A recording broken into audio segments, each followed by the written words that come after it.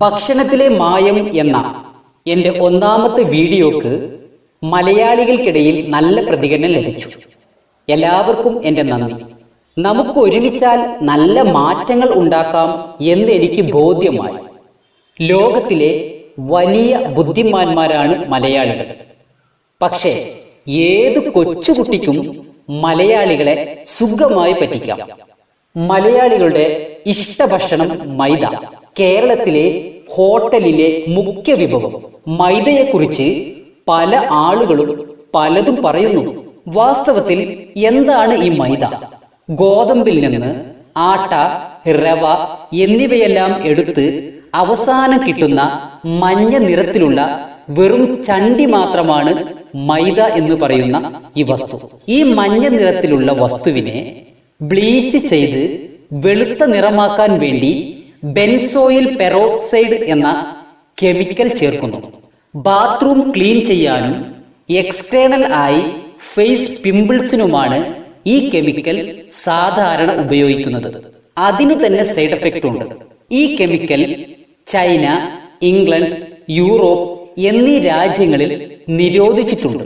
1 kilo മൈദയിലൂടെ 40 gram benzoyl peroxide എന്ന chemical നാം അകത്താക്കുന്നുണ്ട്. സംശയമുണ്ടെങ്കിൽ വിക്കിപീഡിയ എന്ന വെബ്സൈറ്റിൽ പരിശോധിക്കാവുന്നതാണ്. പിന്നീട് വെളുത്ത നിറമുള്ള ഈ മൈദ എന്ന് പറയുന്ന വസ്തുവിനെ മൃദുവാക്കാൻ വേണ്ടി അലോക്സാൻ എന്ന കെമിക്കൽ ചേർക്കുന്നു.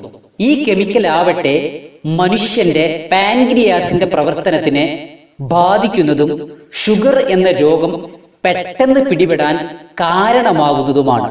അപ്പോൾ 2 മാരകമായ കെമിക്കൽ ചേർന്ന ഈ മൈദ കൊണ്ടുണ്ടാക്കിയ parotta, halwa, bread, biscuit, puffs ഇവയൊക്കെ മലയാളികൾക്ക് ഇനിയും കഴിക്കണമെന്ന് നിർബന്ധമാണെങ്കിൽ കഴിക്കാം.